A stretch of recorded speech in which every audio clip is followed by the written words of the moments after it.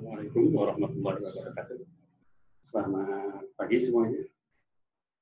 Pada kesempatan ini saya akan menyampaikan bagaimana cara membuat dokumen 1 KTSP pada masa darurat pandemi 19.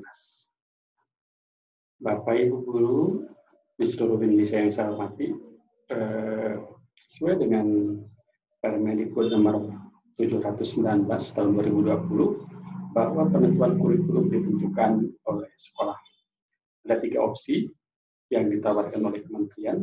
Opsi pertama adalah kurikulum 2013 apa adanya, kemudian kurikulum 2013 darurat COVID-19 yang dikeluarkan oleh kementerian, dan yang ketiga bahkan sekolah boleh menentukan kurikulum yang akan digunakan di sekolah masing-masing yang didasarkan atas perubahan dari kurikulum 2013 yang ada.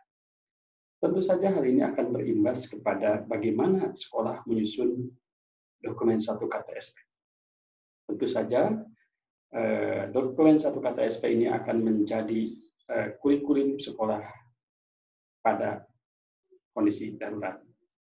Bagaimana cara menyusunnya? Tentu saja menyusun kurikulum dokumen 1 KTSP ini, susunlah kurikulum secara normal, seperti tidak ada apa-apa, tetapi pada beberapa bagian harus diberikan perubahan atau diberikan penambahan. Baik, untuk memperjelas saya akan tayangkan apa saja yang harus diubah.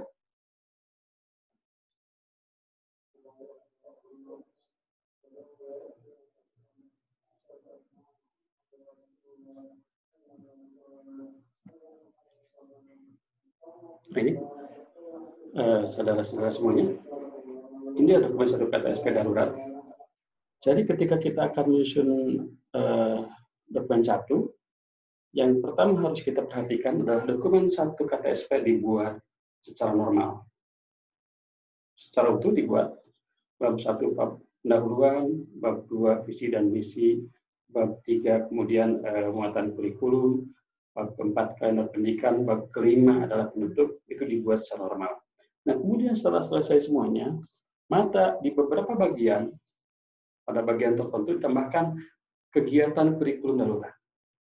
Jadi bukan bukan diselipkan, bukan dilampirkan, tapi ditambahkan.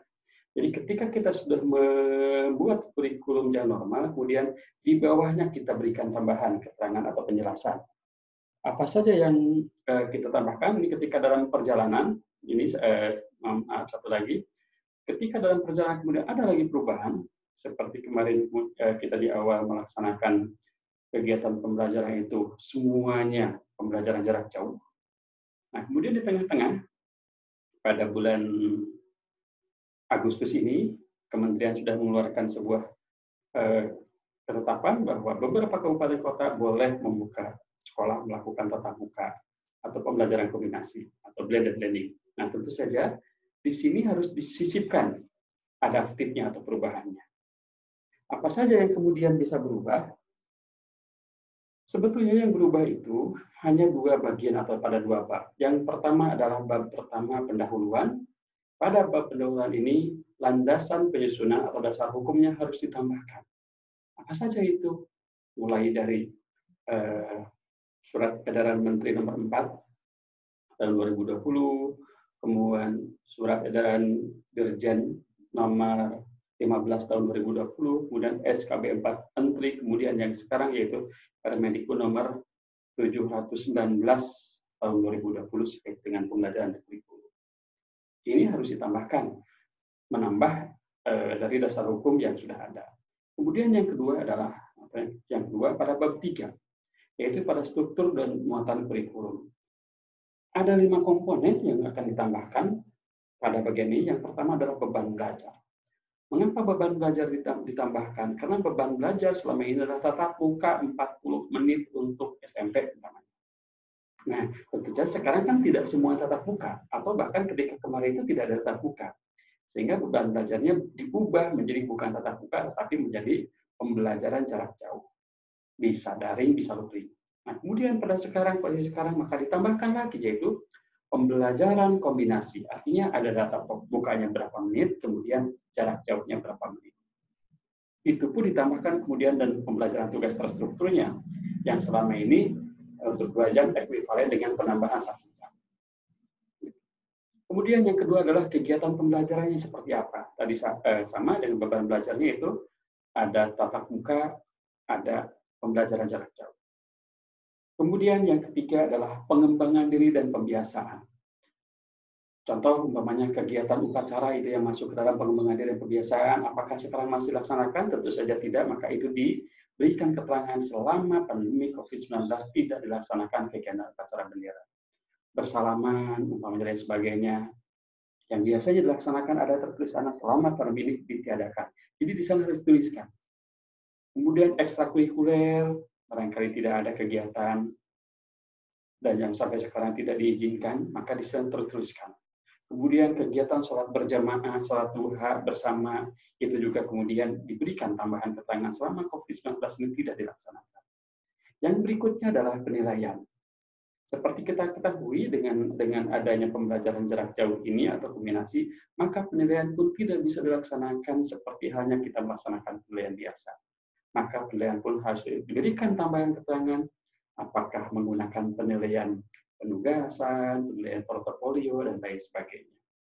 Nah, kemudian, bila perlu tambahkan juga kemudian keterangan untuk kenaikan kelas dan kelulusan. Seperti kita ketahui, salah satu syarat kenaikan kelas dan kelulusan adalah menyelesaikan program. Nah, sementara seperti kita ketahui bahwa Kementerian sendiri mengisyaratkan bahwa tidak ada target kurikulum. Jangan mengutamakan pada target kurikulum. Artinya, menyelesaikan program itu mungkin tidak tercapai secara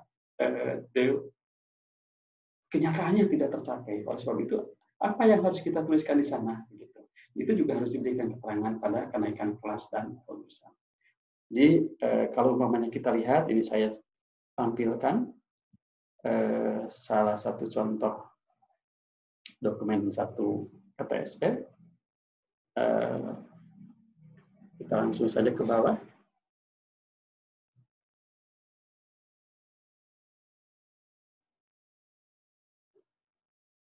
Nah, di sini sudah ini tentang landasannya, ya, landasan hukumnya harus ditambahkan.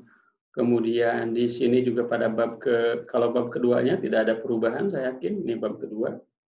Visi dan misi tidak ada perubahan. Nah, di bab 3 ini masih bab 2.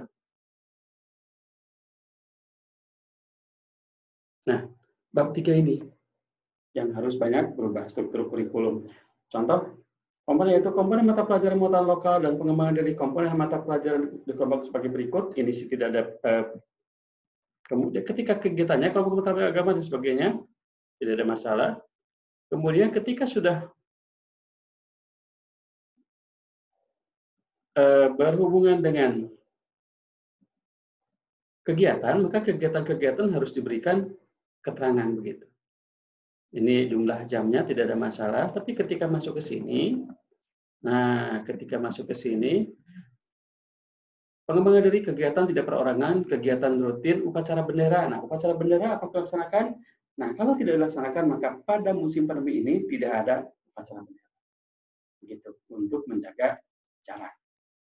Kunjungan perpustakaan, apakah ada kunjungan perpustakaan? Tentu saja ini juga akan menimbulkan kerumunan, maka ditiadakan. Nah, hal seperti ini yang harus diberikan keterangan dalam dokumen 1 KTSP, sehingga siapapun orang yang membaca dokumen KTSP itu akan paham bahwa sekolah kita melaksanakan kegiatannya, tetap melaksanakan kurikulum, tetap melaksanakan kegiatan pembelajaran, tetapi tetap memperhatikan protokol kesehatan COVID-19.